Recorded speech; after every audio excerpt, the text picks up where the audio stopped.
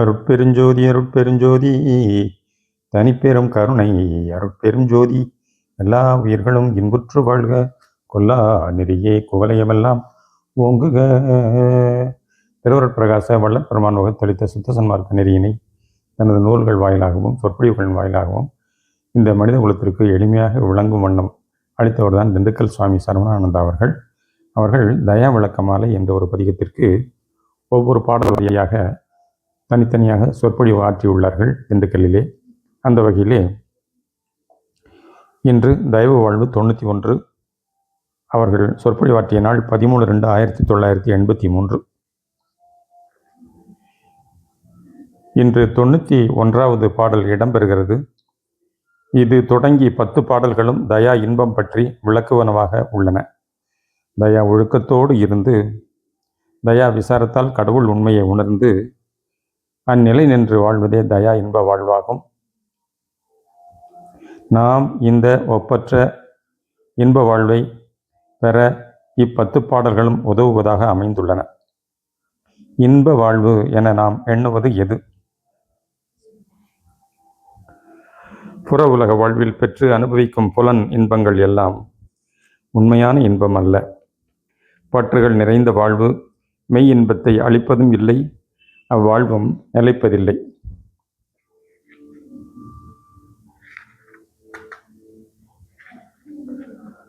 உண்மையான இன்பத்தை அறிந்து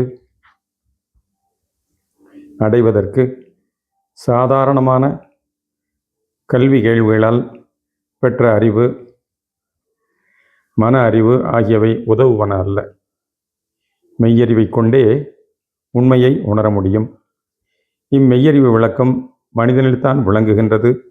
மற்ற தாவரம் முதல் விலங்கினம் வரையிலும் புலன் உணர்வு மட்டுமே செயல்படுகிறது. எனவே மனித பிறப்பு ஒன்றில்தான் கடவுள் உண்மையை உணர்ந்து உய்வு பெற முடியும். முன்னோர் பலரும் கடவுள் உண்மையை காண விழைந்து பலவாறாக முயன்றனர். அவர்கள் தேக நிலையிலிருந்து அகம் நோக்கி சென்றனர். முயற்சிகளின் விளைவாக ஏகதேசமாக கடவுள் உண்மையை உணர்ந்தனர். அந்நிலையில் அவர்கள் புற உடலையும் புற உலக வாழ்வையும் தடையென கருதி அவற்றை வெறுத்து ஒதுக்கினர். ஆன்ம வடிவே தமது உண்மை வடிவமாக கருதி அதனை சூழ்ந்து விளங்கும் தேகமும் உயிர் உணர்வும் பந்தம் என எண்ணி அவற்றை அழித்துவிட்டு ஆன்ம நிலையில் அடங்கி போவதே பேரின்பமென கருதினர். ஆன்ம நிலையில் பெற்ற இன்பானுபவத்தை அனுபவிப்பதற்கு உயிர் உணர்வுடன் கூடிய உடல் இல்லாததால் பெற்ற இன்பானுபவம் இன்னதென்று வாழ்வில் உணர முடியாது வீண் போயினர். தவ யோக முயற்சிகளால் பெற்றுக்கொண்ட இன்ப வாழ்வும் தயவு இல்லாத காரணத்தால் நிலையான இன்ப வாழ்வு ஆக பெற்று வாழ இயலாது வீண் போயினர். சைவ சமயத்தில் இறைநிலையை அடைவதற்குரிய நிலைகளை 10 கூறியுள்ளனர். அவற்றுள் கடைசி 4 நிலைகள் சிவரூபம், சிவதரிசனை, சிவயோகம், சிவபோகம் என்பன. இந்த 4 நிலைகளும் சுத்த சன்மார்க்க நிலையினின்று நோக்கும்போது உண்மையை உணர முடிகிறது. திருவடி புகழ்ச்சி பாடல் வரிகள் நமக்கு இவ்வுண்மைகளை விளக்குகின்றன. பவபந்த நிகிரகம் வினோத சகலம் சிற்பரம் பரானந்த சுரூபம். பவபந்தம் என்பது பிறவியாகிய தலை.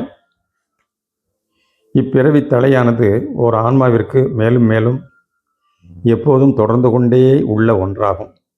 எனவே முன் ஞானியர் யோகியர் பலரும் இறைவனின் திருவடிகளை சார்ந்து கொண்டு பிரபாமையை பெற்று உள் ஒடுங்குவதே முடிந்த நிலை என கருதினர்.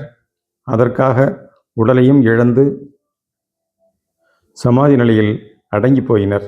இறைவனை அப்படி அடைவதற்கென பல வழிமுறைகளை வகுத்தளித்தனர். பக்தி செய்தல், கடும் தவயோகங்களை மேற்கொள்ளுதல் போன்றவை. பக்தி முறையில் எண்ணற்ற ஆலயங்களும் அவற்றில் எண்ணற்ற கற்பனா தெய்வ வடிவங்களையும் உருவாக்கி தந்தனர். இத்தகைய கற்பனா தெய்வ வடிவங்களின் முன் நின்று இறை வழிபாடு செய்வதால் ஏகதேச நன்மையும் மன ஓர்மையும் கிடைப்பது உண்மைதான். ஆனால் முழுமையான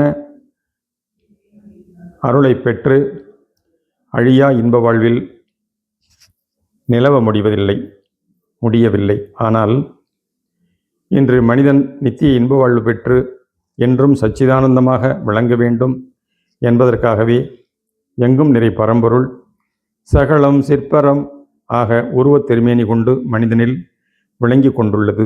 அதுவே இன்று நாம் தயவு ஒளியாக கண்டுகொள்கிறோம். நம்மில் விளங்கும் இத்தயவு ஒளியே பரானந்த சுரூபமாக நமக்கு வேண்டிய அனைத்து ஆற்றல், செயல், அறிவு ஆகிய எல்லாவற்றையும் வழங்கி வாழ்வித்து கொண்டுள்ளது. சத்விசாரத்தால் உண்மை கண்டு இத்தயவு ஒளியை சார்ந்து நின்று தெய்வ வாழ்வு வாழும்போதுதான் சூழுடல் சுத்த தேகமாகி அழியா இன்ப வடிவம் பெற்று வாழ முடிகின்றது.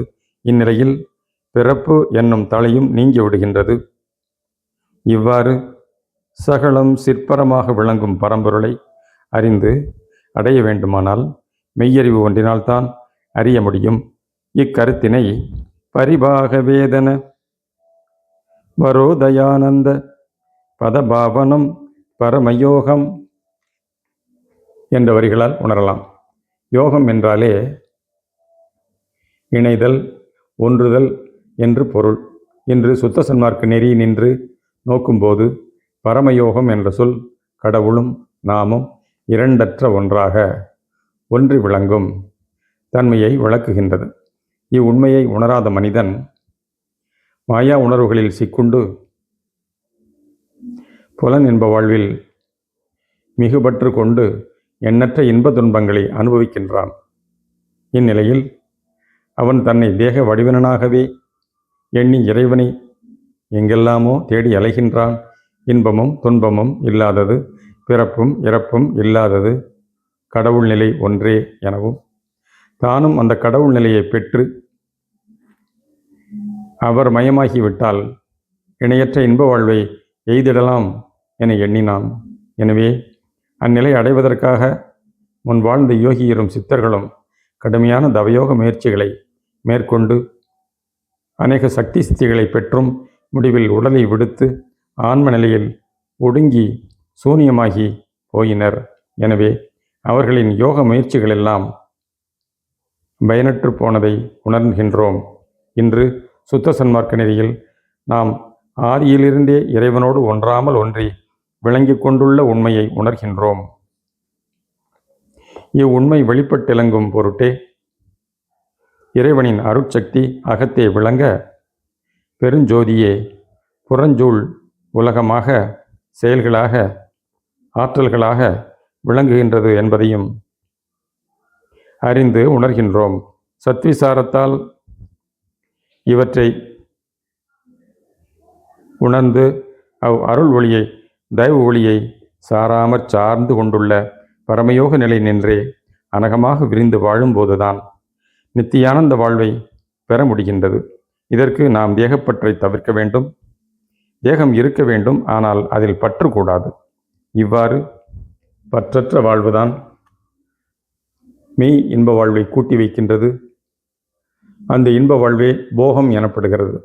பரமானுகுணனவாதீதம் சிதாகாச பாஸ்கரம் பரமயோகம். பரமானுகுணனவாதீதம் சிதாகாச பாஸ்கரம் பரமபோகம் என்னும் வரிகள் விளக்குகின்றன. பரமானுகுணம் என்பதில் அது என்ற சொல் அடுத்து துணையாக தோன்றுவது என்பது பொருள். அனுஜம், அனுபோகம் என்ற சொற்கள் எல்லாம் இப்பொருளில் தோன்றியவையே. இராமானுஜம் என்பது ஒரு பெயர். இராமனுக்கு அடுத்து தோன்றியவர் இவர் லக்ஷ்மணர். இராமனுக்கு அனுஜம் லக்ஷ்மணர். இதனை குறிப்பதே ராமானுஜம் என்ற பெயர். பரம்பொருளின் இயற்கைத்தன்மை பேரருள் ஆகும், அல்லது பெருங்கருணை, பெருந்தயவுத்தன்மை எனவும் சொல்லப்படும். இவ்வியற்கை குணமாகிய அருளிலிருந்து அனுகுணமாக தோன்றியவை ஐஞ்சக்தி செயல்களாகும். பொருட்சக்தி, கிரியாசக்தி, ஞானசக்தி, யோகசக்தி, அருட்சக்தி என விரிந்து செயல்படுகின்றது. எனவே ஐஞ்சக்தி விளக்கமே கடவுளின் அனுகுணமாக சொல்லப்படுகிறது. அடுத்து நவாதீதம் என்று சொல்லப்படுகிறது. இது இறைவனின் திருவடி விளங்கும் நிலையை சுட்ட வந்தது. இறைவனின் அனுகுணமான ஐஞ்சக்தி செயல்களாக தோன்றி விளங்குவது இம்மனித பிறவி. இதில் ஆன்ம பீடத்தின் மேல் வெளிப்பட்டு திகழ்வது கடவுட்பதம். இது 9க்கும் அதீதமான நிலை. சூரியன், சந்திரன், விண்மீன், அக்னி என்னும் உருவநிலை 4ம், இந்திரியம், கரணம், ஜீவன், ஆன்மா என்ற அருவநிலை 4ம், இவற்றிற்கு அதீதமான அரு உருவநிலை ஆக 9ஆம் நிலையை நிலையாய் விளங்குவது இறைவனின் அருட்பதமாகும். நவம் என்ற சொல் 9 என்ற பொருளில் மட்டுமல்லாமல் என்றும் புதியதாக விளங்குவது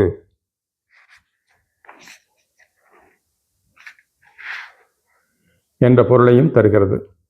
சிதாகாச பாஸ்கரம் பரமபோகம் எனப்படுகிறது.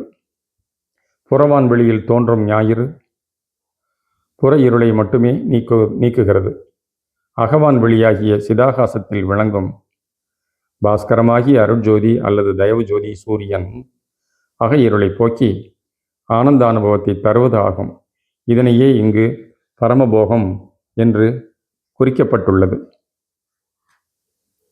அதனை உணர்கிறோம். முன்னோர்கள் கண்ட சிவபோகம், சிவானந்த அனுபவமெல்லாம் கடவுள் நிலையை அடையும் வரையில்தான். பின்னர் அவர்கள் சிவானந்த அனுபவத்தில் கரைந்து விட்டபோது அனுபவ வாழ்வுக்கு இடமில்லாது போயிற்று. எனவே புறம் அகம் என இல்லாது அகம் அனகம் என விரிந்து வாழ வேண்டும். இத்தகைய இன்ப வாழ்வை தர வந்த 91வது பாடலை காண்போம். தாரணி மேலே தயா பெறும் இன்பம் தழைத்திட தனி நெறியொன்றே பூரணம் பெற்று எங்கனும் விளங்க புவிமிசை புகழ் படத் தோன்றி காரணம் தெரிக்கா கற்பனை செய்த கருநெறியாவுமே கழிய ஆரணங்காணா தயா பெருஞ்சோதி அண்ணலே அலங்கலீதணியே என்பது செய்யுள். தாரணி மேலே தயாபெறும் இன்பம் தழைத்திட தனிநெறி ஒன்றே என்பதில் தாரணி மேலே என்பது இந்நிலவுலையிலே தயவு பேரின்பம் கூடிய வாழ்வு தழைத்து ஓங்க உள்ளது. அதற்கு சீரும் சிறப்பும் மிக்க தனி நெறியாம் நம் தயவு நெறி ஒன்றே உதவுவதாக காண்கிறோம். எனவே இத்தயவு நெறியானது பூரணம் பெற்று எங்கனும் விளங்க புவிமிசை புகழ்பட தோன்றி விளங்க வேண்டும் என்று வேண்டப்படுகிறது. இவ்வரிகளை புவிமிசை புகழ்பட தோன்றி பூரணம் பெற்று எங்கனும் விளங்க என அன்வயப்படுத்தி கொண்டு பொருள் காண வேண்டும். இந்த பூமியில் இத்தயவு நெறி எங்கனும் நிரம்பி புகழ்பட விளங்கும். ஏனெனில் இது ஒன்றே எவராலும் எச்சமயம், மதம், இனம், மொழி என்ற வேறுபாடு இன்றி ஏற்று இன்புறும் வகையில் அமைந்துள்ளது. ஒளி வழிபாடு எல்லோருக்கும் பொதுவான ஒன்றாகவும் பூரணம் பெற்று கடவுள் உண்மையை நிறைவாக முழுமையாக காட்டிக் கொடுக்கக்கூடியதாகவும் உள்ளது. காரணம் தெரிக்கா கற்பனை செய்த கருநெறியாவுமே கழிய என்னும் வரிகளினால் கருநெறி என்பது இருள் நெறி எனப்படும். முன் தோன்றிய பழைய கற்பனா நெறிகள் யாவும் முழுமையான கடவுள் உண்மையை காட்டிக் கொடுக்கவோ அல்லது நித்திய இன்ப வாழ்வில் நிலைக்கச் செய்யவோ இல்லை. சத்து சித்து ஆனந்தமாய் விளங்கும் பரம்பொருள் தன் சித்து விளக்கச் செயலால் அகண்ட பெரு ஒளி உருவாகவும் அதில் தோன்றி விளங்கி மறையும் எல்லா செயல்களும் பொருள்கள் ஆற்றல்களாகவும் விளங்க அவை அனைத்துக்கும் உள்ளீடாய் சத்துவமாக இயற்கை உண்மையாக இறைவன் விளங்கி கொண்டு பக்குவ காலத்தே ஆனந்த வாழ்வை வழங்க உள்ளார். மேலும் கரு என்ற சொல்லே கடவுள் உண்மையை வழங்குவதாகவே உள்ளது. க என்பது 1, ரு என்பது 5, 1ம் 5மாக விளங்கும் பரம்பொருளையே காட்டுவதாகும்.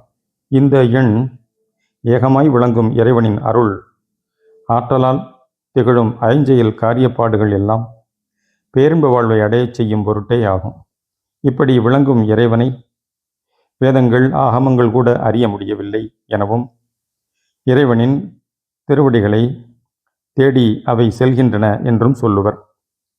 கோவில்களில் சுவாமி புறப்பாடு நடந்து ஊர்வலம் வரும்போது பின்னால் வேதங்களை ஓதிக்கொண்டு சிலர் தொடர்ந்து செல்வது ஒரு வழக்கம். இதன் காரணம் என்னவெனில், வேதங்கள் எல்லாம் இறைவனின் திருவடியை தேடுகின்றன என்பதே. இப்படி ஆரணங்கானா தயா பெருஞ்சோதி அண்ணலே அலங்கலீதணியே என வேண்டப்படுகிறது. வேதங்களும் காண முடியாத மெய்ப்பொருள் தயா பெருஞ்சோதியாக தருணம் எழுந்தருளி நமக்கு பேரின்ப வாழ்வை வழங்க உள்ளது. நம்மில் தயவு ஒளி வண்ணமாய் எழுந்தருளி விளங்கும் மெய்ப்பொருளை நாம் தயா விசாரத்தால் சார்ந்து கொண்டு அந்நிலை நின்று எவரிலும் எப்பொருளிலும் அதே கடவுள் உண்மை விளங்குவதை உணர்ந்து நாம் தயவு பெருக வாழ வேண்டும். இந்நிலையில் உள் ஒளிர் தயவு ஒளியின் அருள் ஆற்றல் பெருகி நமது உயிரிலும் உடலிலும் கலந்து நம்மை அழியா உடலோடு குறையாத இன்பத்தோடு வாழச் செய்யும். இத்தயா விளக்க மாலை தயா பெருஞ்சோதிக்கு சூட்டி மகிழப்படுகின்றது. இம்மாலையை விரும்பி ஏற்று கற்றோர் யாவரும் இம்மாலையை அணிந்து விளங்கும் மெய்ப்பொருளையும் உணர்ந்து கொண்டு பயனடைவர். தயா இன்ப வாழ்வு ஒன்றே இம்மனித பிறவியால் அடையத்தக்க முடிந்த லட்சியமாக இருக்கிறது. அதற்காகவே கடவுள் சுத்த தயவு சொரூப ரூப சுபாவமாக நம்மில் எழுந்தருளியுள்ளார். இப்படியுள்ள ஆண்டவரையே தயா ஒழுக்கத்தோடு கூடிய சத்விசாரத்தால் தலைநடுவுள் கண்டு கலவாமல் கலந்து நிற்கிறோம். இதுதான் இந்த பாரறியா பரம யோக நிலையாகும். உலகறிந்த பிரிவு நிலையும் பிற்சேர்க்கை நிலையும் உண்மையல்ல. ஆகையால் பிரிவுரா பரமயோக நிலையில் இருந்து கொண்டு அனகமாக தயா என்ப அனுபவம் பெருக பெருக வாழ்வதே பரம போகமாக பகரப்படும். முதலில் அறியாமையில் அபக்குவத்தில் தூய்க்கின்றது போகம் எனப்படும். மேல் அருட்பக்குவத்தில் ஏற்படுவதே மேலான அனுபவம், பரமானுபோகம், நிறை பேரின்பம் ஆக உள்ளதாம். இதுவே இங்கு தயா இன்ப வாழ்வாக விளைந்து தழைத்து ஓங்குவதாம். நிறைக தயவு. அருட்பெரும் ஜோதி அருட்பெரும் ஜோதி தனிப்பெரும் கருணை அருட்பெரும் ஜோதி தயவு.